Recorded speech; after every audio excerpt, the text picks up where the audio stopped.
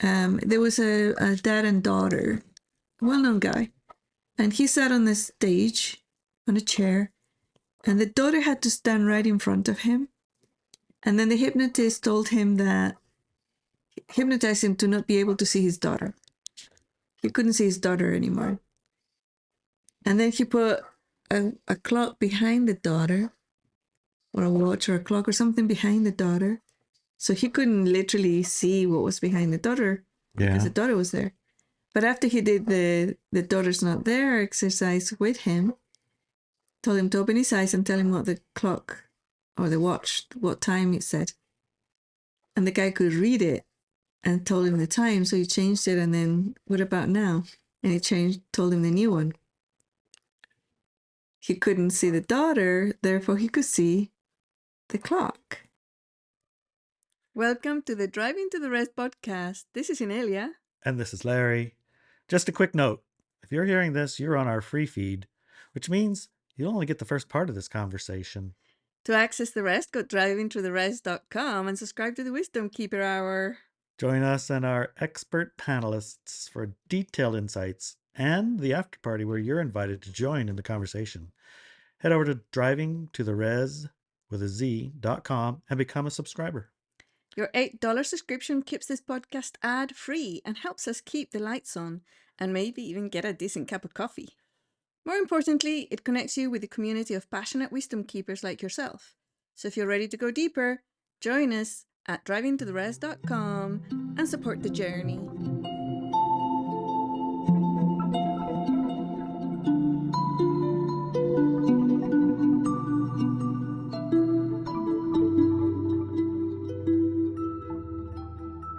And this week's podcast is about the nature of reality and your place in it. That's a really good intro. The nature of reality and your place in it. Yes. So I'm going to read part of the article, and then we're going to open it up a little bit, expand it a little bit. And in the second hour, we're going to go really deep with this Wisdom Keepers. Okay, here goes. Reality is defined by our own bandwidth of perception. It is also co-created by sentiency at different levels of self-awareness. Reality is defined by our bandwidth of perception. Yes. Meaning? So, yeah, we need to... This is going to be it. This is going to be the whole article. Because you can spend years studying this paragraph. You really actually can. You could. So, at a basic level, reality as in our experience of reality isn't synonymous with what reality fully is. I guess that would be a good start. Yeah, that's a good start. So in June 2025... I will be hosting a lecture event at walkwithmenow.com students. The topic for this event is the nature of reality. And in this article, I will touch upon some of the topics we will be exploring in that June event. Actually, just one of the topics will be. It's going to be a 4-day thing, so you can imagine how deep that's going to be in the June event. And if you want to attend that event, join the forum, walkwithmenow.com, and get prepared and organized. This paragraph will be the extent of my June event announcement, as it is open for the dedicated students at Walk With Me Now only. And there's a reason for that. Do you know what the reason is? I could think of a whole slew of reasons. The main reason is this is not a starter event. Right. I would expect people who show up have a good grasp of the first sentence and what it means. Yeah, but also is familiar with my work, has been studying it, understand the rules of engagements within the groups that I work with, Right, because that makes for an event that stretches us out rather than let's just cover the basics. Yeah. There's nothing wrong with covering basics, but that's just not what this event's about. Exactly. I do other things, cover the basics, like the classes and courses, podcast, newsletters, emails. Yeah, all those things. And lots of things to cover the basics. Yep. Anyways, back to the nature of reality. I would like to unpack my first paragraph in this article a little bit so we can further explore it on our podcast, Driving to the Rest, where you're listening to right now, as well as the Wisdom Keeper Hour and the After Party, which you can join for $8 a month. Let me repeat that paragraph again. Reality is defined by our bandwidth of perception. It is also co-created by sentiency at different levels of self-awareness. Let's start with the bandwidth of perception. During the Walk With Me Now monthly call Q&A in March, the class was remote viewing that we were looking at and studying. Several of the questions that were asked had to do with figuring out the difference between actually seeing something remotely in one's mind's eye to imagining or daydreaming something. The way I explain the difference is that if you can say you're using your perception to perceive something external to you, then it is viewing something. But if you're not using perception skills and are creating something within your mind, then it is a daydream. A lot of the skill building for remote viewing has to do with telling the difference between something that is perceived and something that is imagined. It's kind of like, I remember using my eyes and looking at the far side of the lake. I could see the trees and the light. It looks like a little log and there might be some birds. So that would be viewing. Yeah. If I close my eyes, I can still see that. That could be a memory. That could be a memory. Yeah. If I close my eyes and I think about a lake in Italy, like Como or something. You've never been I to. haven't been there. I've seen some pictures. Yeah. But I can imagine what it's like. Yeah, that's your imagination. And I'm adding a little of Lake Crescent in there because I've been there. This lake in there. A little bit of the pictures in there. Yeah. And some of Europe, like Finland or something with fjords and things like that. So that's imagining. If I were to remote view there, that would be using a different sense. Yes. And it's not an eye and it's not an imagination, but it is a sense. Yeah. Okay, so that's what you're saying. Yeah. And telling the difference between the two, that's what learning and methodologies of how to do it and having input and then actually seeing that you were accurate. All these things teach you what the difference is between the two. And then you can start sensing, yeah, actually seeing something. Or, oh no, that's just my intellectual overlay, or it's my imagination. The remote, analytical overlay. Right. Yeah. The remote viewing sense is a sensory organ that senses outside our normal, regular, limited bandwidth of perception. Yeah. Well, at least we've been taught that it is outside of our normal, even though it's probably quite part of it in our normal. Yep. Okay. All right. A lot of the skill, like I said, is between something perceived or imagined that you have to build. Also, much importance is given to something called analytical overlay, which is basically a fancy way to say that we perceive something but give it meaning or explanations. In other words, something is perceived, but we often then go ahead and give the data some meaning. The meaning we give it could be said to be our imagination trying to figure out what we saw. Right. It's a little bit like that elephant thing explanation. Yeah. Everybody with their eyes covered touches a different part of the elephant, and then they have to say what it is. Yeah, so the remote viewing might be like it's gray or it's rough and textured, and the analytic overlay might be it's like a rhinoceros. Yeah, I'm seeing a rhinoceros. I think it's a rhinoceros, and it probably has a horn that's like hard, which could be an elephant's toenail, but no, we'll analytic overlay that as a rhino horn. Yeah, you can see how it can go sideways fast. Our perceptions to the past or future are limited to our inner eyes, ears, etc. We cannot go back to the past or jump ahead into the future. We can only ever perceive the present. A lot of our inner power, whether mental, emotional, physical, or energetic, can be released if we move our perceptions to the present time and space. But our experience of reality, so that we're not because past and a potential future. Our experience right now has a past and a potential future as a part of our experience of it has a past, but we think so. We have an experience of it. Our experience of it is our memory of it, that and can be changed, right? Right. It can be altered. We remember the past differently. Yes. Yeah. Okay, then. Yes. This is an article and not a lecture. So let's move on to the second sentence of the paragraph. Okay. Unless you have more to say about that one, because that one is quite insanely, big. Let's save it for the second part. Okay. Wisdom keepers. See if that's something that they want to expand on. Okay. Because that whole now thing, yeah, that starts to dig deep. Yeah. All right. So the second part of the paragraph. It is also co-created by sentiency at different levels of self-awareness.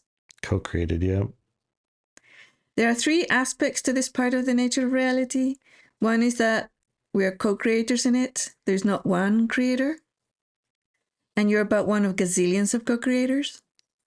However, you are the main co-creator of your own chosen experiences. Even then, though, you need the agreement and power of the other co-creators around you to make things happen. So should we be spending a large amount of our focus trying to convince a gazillion co-creators to believe or know the reality we want to experience? Like maybe, magic trains that go to Harry Potter land where we could fly around and have potions and things like that. I don't quite understand the question. Well, if our reality is co-created with a gazillion other people, should we, if we want to maneuver our reality into a different one, spend a lot of time trying to convince these gazillions to go along with our thoughts? Well, here's the thing. Each game of reality, each co-creation has basic tenets, basic rules of engagement. And in this one of the rules of engagement is that there are no trains that take you to Hogwarts Magic School. Dang it. However, those books, all fantasy and magic books, do tap into part of our matrix reality that does contain what we might explain as magic. Like, you probably heard about alchemists. Yes. Right? And sorcerers. And history, naming certain sorcerers and alchemists that had much power. Have you ever heard of Rasputin? Yeah. Or Rasputin, depending on where you're from. Yeah. I think a Russian mystic working with the Tsars or something. So, yeah. And there's a very popular song, Ra Ra, from the 80s or something. Oh, yeah. I remember that. I remember Rasputin, lover of the Russian queen. I did read that he was a bit wild. There's a lot of stories around him, but there's like a leftover, I don't know what to say, it's like a leftover history about what he could or couldn't do. And also, that's from the sorcerer point of view. We've heard of people in the alternative media. We've heard about people doing black magic and doing ceremonies to, create certain things to happen and all that. So when I say that this rules of engagement doesn't include a train that take you to Hogwarts, it doesn't include the fact that there's no train and there's no Hogwarts, but there is what we might call magic, alchemy, sorcerers, and stuff like that. Not at the same level of, yeah, here's my wand and I go blunk and there's a Ferrari in front of my door. Not to that level, right? But to the level of other things, for sure. Like my own lineage in alchemy, I can create power objects, and not just alchemy, but in the magic lineage too, and the shamanic one.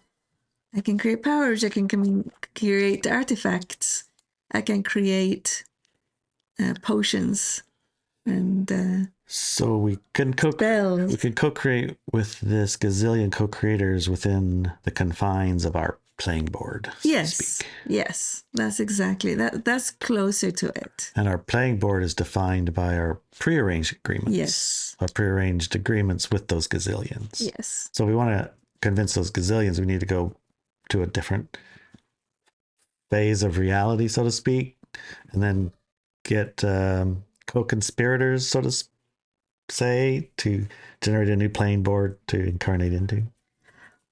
Depends on what you want to do. If you did want a train that takes you to a magic school, then yes. You would need to, you would need to create a new playing board. But in this one, there's plenty of magic to go around, right? So minus the train, you can still do some of the things. It's just not going to be storybook word. Right. Storybook mode. Yeah. Right. And there's a power over others magic, and there's power over yourself magic, and creative magic, destructive magic. There's all sorts of different types of magic.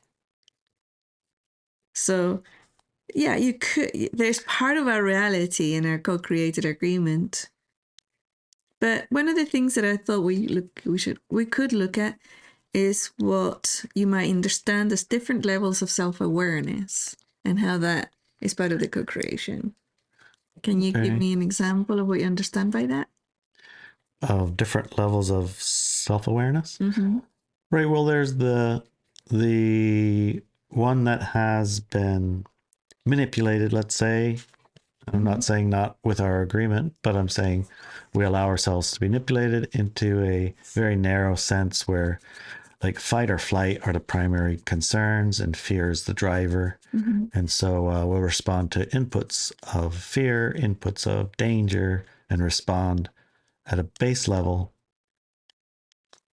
And that level of awareness, like that this thing is something we need to be afraid of, and whatever those things are, those are the things we're going to respond to. That's a level of perception and awareness that's like a bit narrow.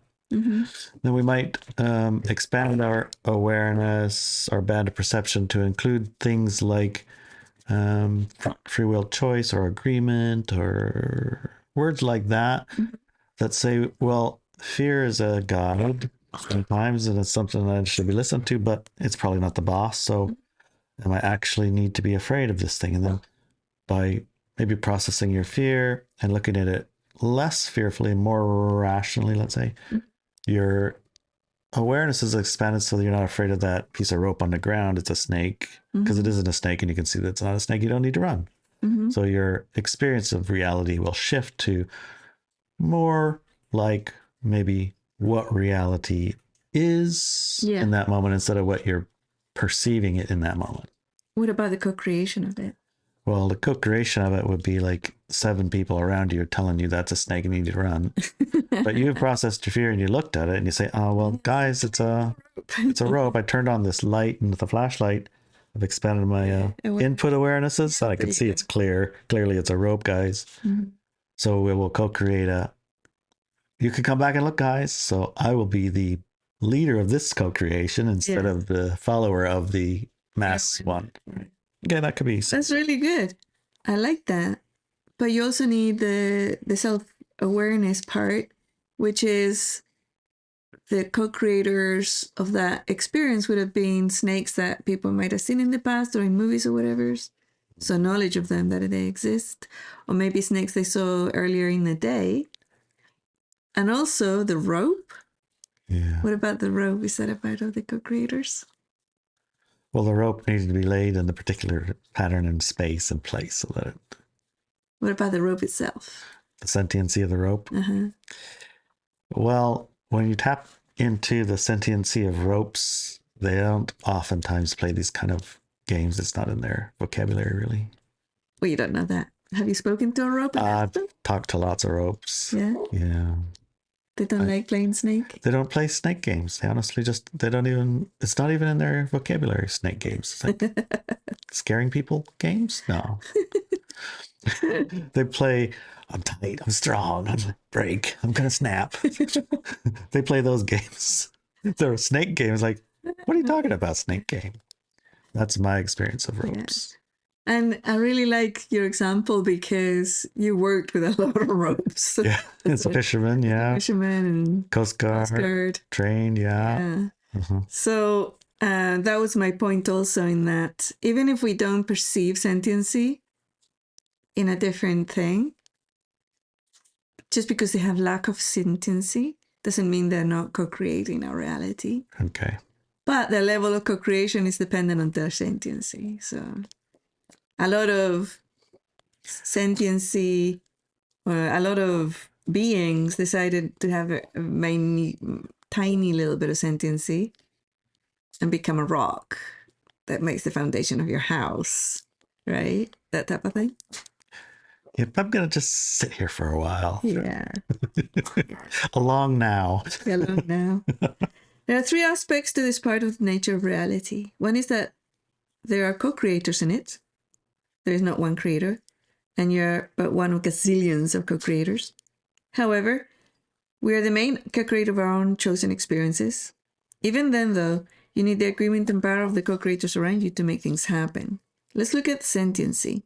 The wiki definition of sentiency is: sentience is the ability to experience feelings and sensations. It may not necessarily imply higher cognitive functions such as awareness, reasoning, or complex thought processes. You could say that the ability to experience feelings and sensations is directly related to perception. Input goes in, and it is experienced as a feeling or sensation, which we, with our higher cognitive functions, give it a shape, meaning, reason, and have complex thoughts around it. But other things just get the data and do other things with it. Right? So that's why I like the example you gave with the rope experience, you know, because it's like, oh, I'm about to break, or I'm very strong, very tight in a knot. I mean, there are some ropes have been beds for snakes, and you can see a snake on a rope. That's not like on purpose. It's like they're thinking soft, bed for snake. Yeah. And one of the things about the awareness and perception is that there are people we might call sorcerers who are able to influence the perception of others. Indeed. Right. Perception sorcerers. Yeah. Right. And I think a little bit was touched upon by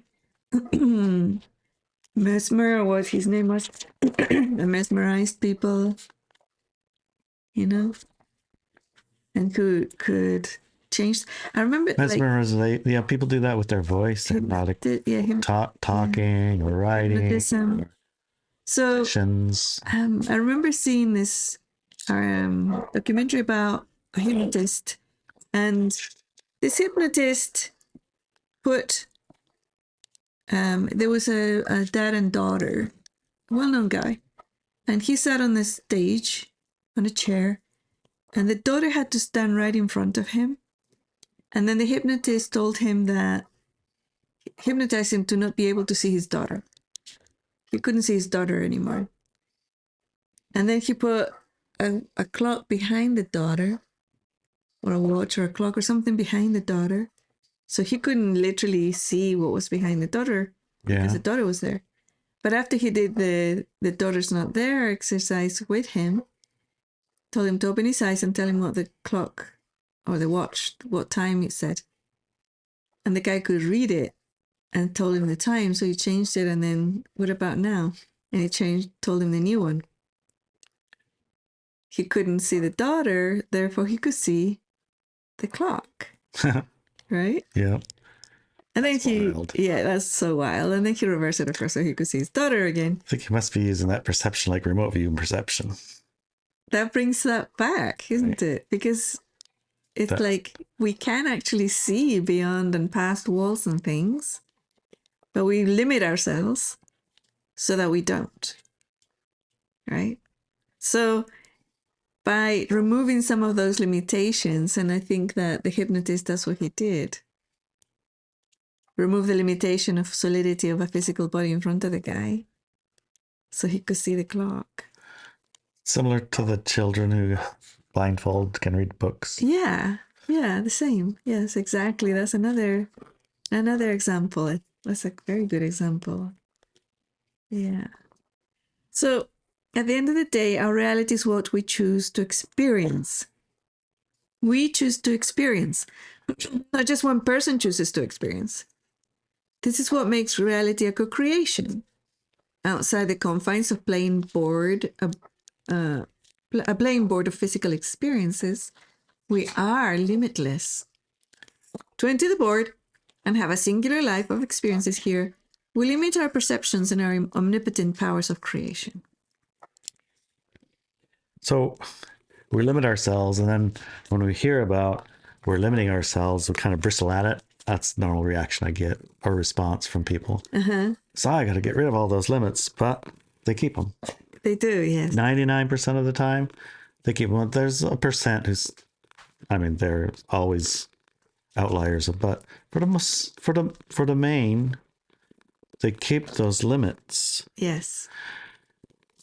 And sometimes even make them bigger. Bigger, yeah. And stronger to prove how important I think or something. Yes. Or I don't know what. It's like, it's a strange reaction, really. It is. It's a strange reaction. What's to be gained, from this knowledge that limits are what we're using to restrict us? I mean, what do we do with this now? Well, if we go back to the title of the article in this podcast, the nature of reality and our place in it, right? Or your place in it. Right. It's like how dependent, we have to understand that for anything we want to create, you need to have co-creators, an agreement. Yeah, that's one of the things. I remember once a lady said she didn't have any co-creators. She was completely independent. She created her own reality. Oh, yeah. Remember that? Yes, I do. Do you remember the example that followed? No, I don't. No? Well, our co-creator here, it keeps itching. She's got itchy skin. She's objecting cat on lap, taking dog spot, chicken roosting, crow flying around, upsetting the akbashes. Yes. Brad chasing the baby cat. Yeah. There's a lot. Ramil's being good. Yeah. So it's like, do you remember what I responded to her, this lady? So I said, do you have running water in your house? Yes, I remember that.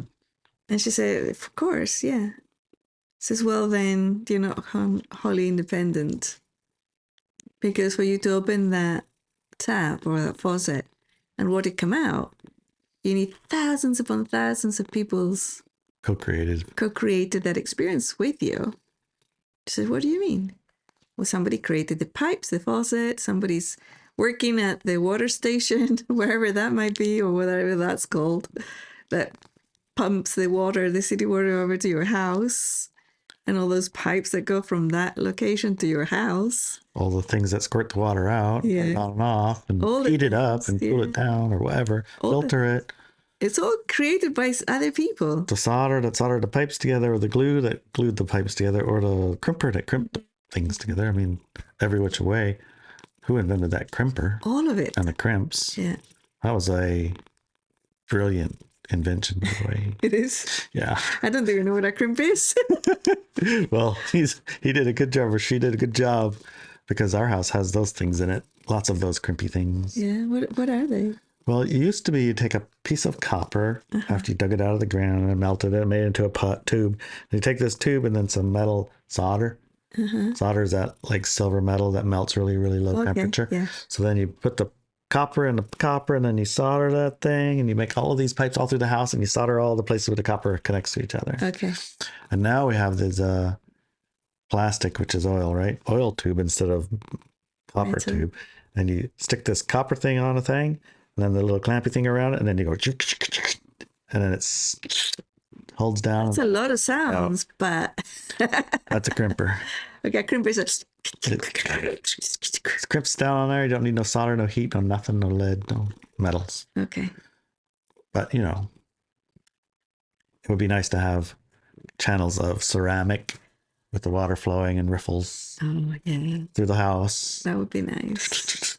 Cats can get a drink somewhere along the way, and then at the faucet, it comes out and it's alive and dancing and has music in it, and all those things would be nice too. But we haven't got to that level of co-creators yet. Yeah. We have co-create only the imagination part, the thought part, but not the knowledge part is there. But yeah, it's coming. It's coming. That's the nice thing about this reality, is that maybe now, but now has a lot of potential futures. Oh my gosh, yes.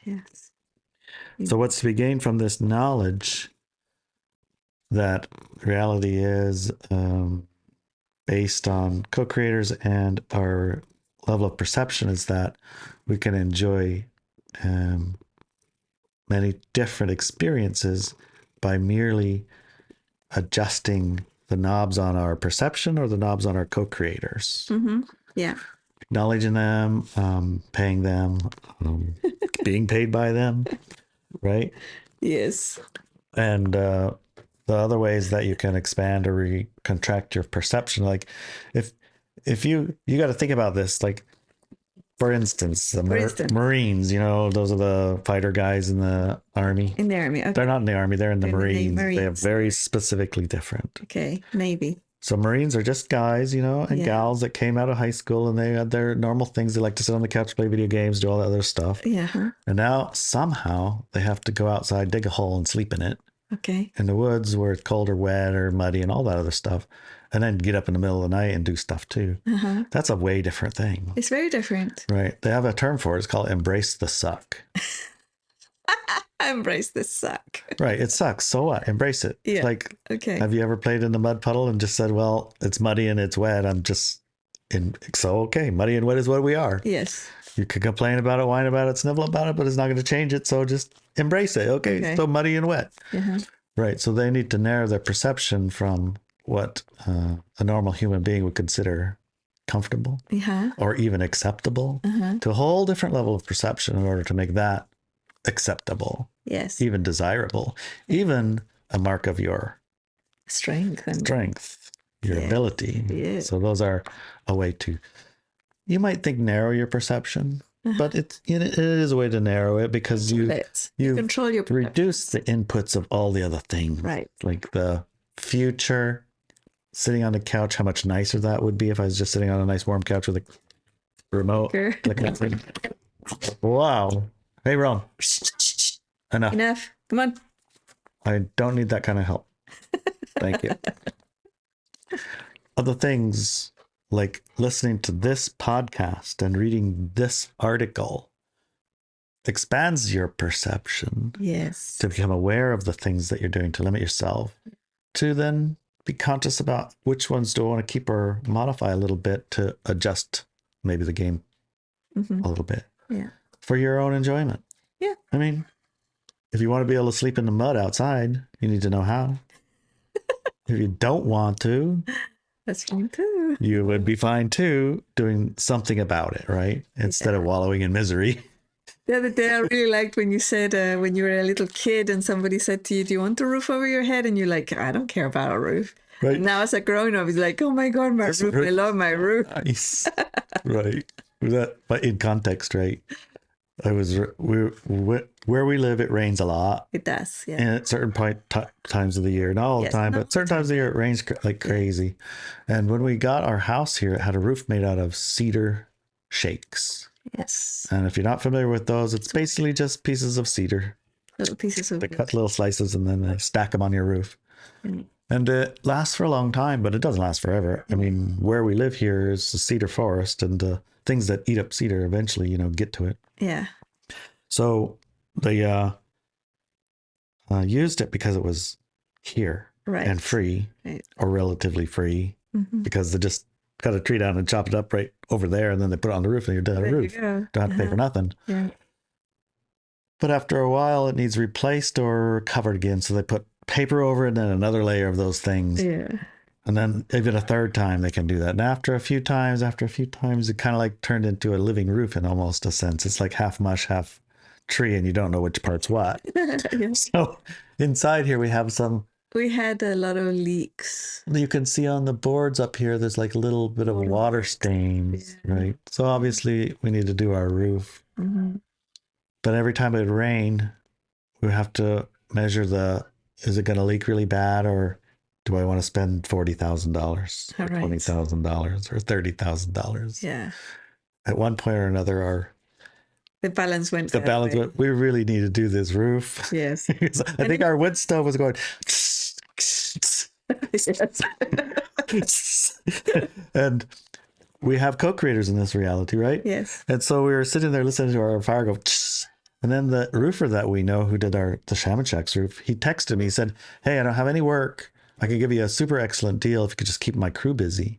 Yeah, like it's middle of the winter. Middle of the winter, we don't have any jobs lined up. A close job like yours would be excellent. What do you think? And you can only have to pay me down half. Yeah. Like, wow. Okay. Yeah. Come take a look. And sure enough, he did it. And now when we lay in our bed and we're listening to the rain on the roof, it's like, I love that sound. Yes. Before it was on the wood stove going, what's it? Yeah. Ruining things? Is it rotting everything? Yeah. Is it going to ruin the whole roof?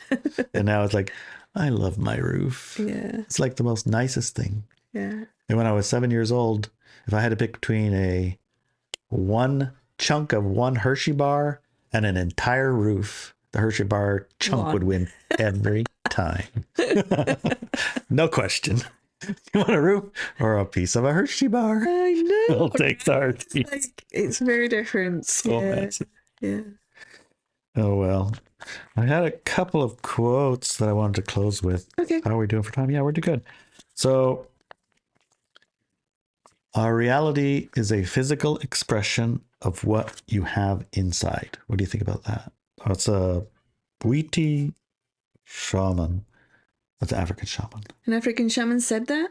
Yeah. Reality is what? A physical expression of what you have inside. Well, that has so many layers to look at in... It's like, I know, what does he mean by inside? Exactly, but if you take that and you grab it and you look and say, it has some kernels in there. I would say reality is dictated by your limitations. Right. And you choose those limitations, not so much what you have inside, because actually you're the entire universe itself inside. You're omnipotent inside, and reality doesn't reflect that omnipotence. So I'd say that it's more reflective of what you chose to limit yourself with. Okay. I thought it was a profound quote. And I thought it had its place. It has its place in that, when you go and co-create with another person and you... And you got to think about the purpose of the shamans too. Yeah. The shaman in this village, what's his purpose? Yeah. But if people are thinking evil things, maybe they have an evil reality or something. Right. That's what I'm saying. It's like you go and co-create some experience with another person and inside you're feeling angry. That co-creation is going to be infused by anger. So you're going to fight with that person, right? So from that level of explanation is very accurate. And again, put it in the place that it's from and the purpose of the individual who spoke it, and then you'll begin to grasp it clearer, right? Yeah. So this is a shaman in an African village in the middle of Uganda or something, Yeah, he still has that explanation, but it's at different levels of awareness explanation, right? Perfect, yeah. Of his students. So one of the interesting parts of that quote from that African shaman is that when we speak about reality, often enough, reality expanders are things like psychedelics and neurogenics and plant medicines and breathing exercises and what's that one? Kundalini yoga breathing stuff, like those kind of things. So one of the ibogaine newer shaman type guys. Mm-hmm. I think he was the first Western shaman of iboga. He said, iboga links you to synchronicity, and synchronicity makes things happen. So I would say that one. Is he from Africa too, or no, France? I think. I mean the drug. The drug, honey. The drug. Where is it from? It's not from France, is it? No, the drug's from Africa. It's African root. Yeah. Iboga is a neurogenic, but it alters your reality of perception. In the case of this, it attempts to reset your reality perception. I can understand why he would use those words, because if he's a Western person, synchronicity was coined, the word and the meaning of it, coined by Carl Jung, And he took it from the Asian art of the I Ching or I Ching, depending on how you pronounce it. And the I Ching is the basis of synchronicity. They don't call it synchronicity, they call it other things because it's a different language. And that's why they use the sticks or the coins, because synchronistically they will show you a timestamp of the now. Okay. So that's why he used that word. That makes sense, right? Because if he's a Western person, maybe studied young. Plus his French to English. And then makes things happen. I don't think synchronicity makes things happen. They don't. You cannot have like a rule of engagement make things happen. Yeah. For to make things happen, you need co-creators. So again, I think it's very limited, but it's if you could be like, it's probably taken, both of those quotes are probably taken out of context. Not only that, they're also translated probably from French other languages and structure to English. So when I look at it, I think of like, I'm gonna linking you to synchronicity, because in my life experience, synchronicities can be a good guide to. It's a fun dropping of crumbs on the path to something very interesting happening. Right. So it kind of felt like that's what he was trying to say, but I think that it might have been jumbled in translation. Maybe, yeah. So you can become aware of synchronicities, and there's ways to become aware of it. Right. Right? You're always linked to synchronicity. You're part of it. Just not necessarily aware of it. So you can become aware of it, and if that's what he meant. That's what he meant by iboga, can make you become aware of your synchronicity. Right. If that's what he meant, then yeah. And maybe probably aware of many other things. Yes, probably. Probably aware of all of your lifetimes and God knows what else, And not having taken it or studied it, I don't know all the things it can do, but I've heard good things about taking people out of a present experience, out of like traumas and addictions and things. Right. But we'll see. We'll see. Yeah. That's all I've got. Yeah, that's great. See you in a few seconds for the second hour of Wisdom Keepers. Wisdom Keepers, second hour. Yeah. So that'll be an hour or so of continuing this conversation with our panel of experts, professional experts. Yes. So see you there in a sec. Okay. Got it. Love you, honey. Love you.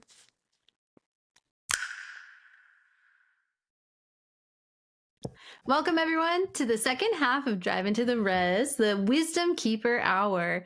Today, we're talking about the nature of reality and your place in it. Hi, Larry and Inelia. Hi there. Hi. And of course, for our Wisdom Keeper Hour, we have our panelists. I'm Ashley Swale, CEO of iBenz Academy, iBenz Method Mentor, Corporate HR Leader, Mystic, and Yoga Teacher.